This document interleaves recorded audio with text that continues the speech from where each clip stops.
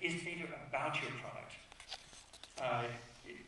Whatever it is that you're selling, if there's data about it which will help people understand which thing to use, which ink cartridge goes with which printer, where do your buses run, put the schedule up there, put the bus schedule out there as data, so that other websites can all reuse it. So that's how that works.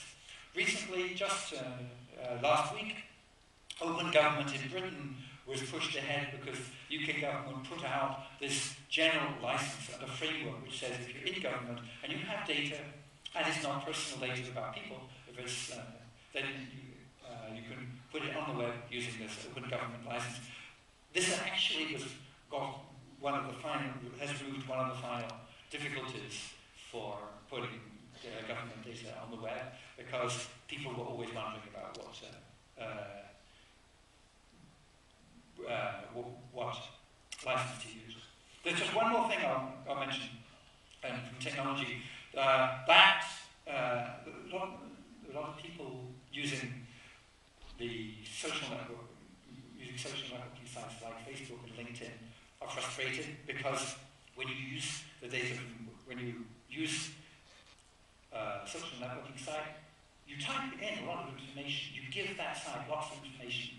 You make, for example, a list of friends, and you make a list of friends on one website, and then you go to another website, and you can't use the list of friends because the list of friends is locked in. They have these architectures in which each website operates in a box. And so what lots of people are wondering about how to break that architecture open. And one of these ideas is to use data, but instead of using just data which is published, but also have data spaces which you can read, which you can read and you can write. So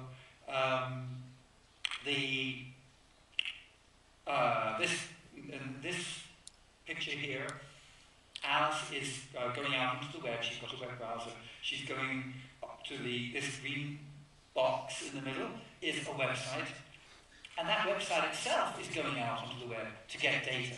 So the top arrow here, the top connection, the top bus is the normal web standards like HTML, and the bottom one is a web of data. So we're seeing new applications being built which have got interoperability to there. So we've got data interoperability underneath, and the normal Web 2.0 interoperability on the top. Some people are calling this Web 3.0. Now, so a lot of people are looking at ways of breaking down those silos. That's one of the really important things. When we do break down those silos, we're looking at a future world in which there's a separate market again. We've got a separate market providing the data storage. Providing the data storage, when you use a website, social networking website, or social networking application, like a calendar in ways, a shared calendar is a social networking application. If you can choose where you store the data, maybe you choose to store that data in somewhere you trust. You might actually want to run one of these servers at home. There might be servers that you run at home, servers that run out there in the cloud. Some of them will be things which lots of people can access. Some of them will be protected by access control. But in general, what's interesting about this is that it turns data storage into a commodity. So it becomes very cheap.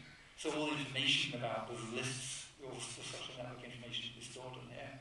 And the applications can then be run separately to run on that. So we'll get a market of applications. So the businesses there are in running open application stores where these applications will run on any hardware, and they will run on any piece of data. And you can, so there's a market for the apps, market for running the application stores, there's a market for providing the data. And there's also clearly markets with tools for building new applications. So coming back then to where to this universality, there's still, with data as well, the university still applies. And just looking again at this sort of slogan at the bottom, access to anyone.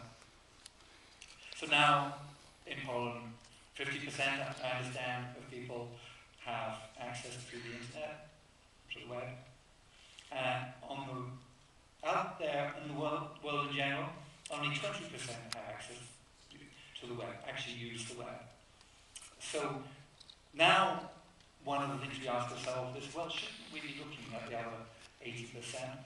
Should we be looking not access for anyone, but access for everyone? And with that in mind, if you look at the globe clearly, this is just internet connectivity. Remember also, not only are there countries where there's not very high internet connectivity, but there are countries where you can, in principle, you've got 3G, but in fact people can't afford a phone which allows them to get onto the World Wide Web, and so they can't get medical information, so they can't be part of information. They can't be part of the information society. So it's looking at this gap, looking at the other 80% who are not currently really part of this information society, that in 2009 we decided that we should launch a World Wide Web Foundation. And it's looking at issues which are very real still in the US and in the UK, the so-called developed nations. They're very real in Poland, and they're clearly very important in developing countries. So the World Wide Web Foundation is at webfoundation.org. Webfoundation.org, this is a snapshot of the website. And so the Web Foundation is, I suppose, connects very closely with, in fact, with the needs of a company like Netia, in that getting connectivity, getting to lots of people, getting them to the point where they have a device they can use to get onto the web, where they can be part of the information society.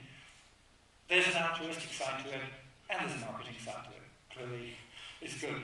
Both of these things push in the same direction. So there's been a lot of, obviously, we're looking forward to a lot of collaboration between the Web Foundation and the other non-profit organizations that it works with, and with the telecommunications sector. So thank you very much for your attention. I think we have time for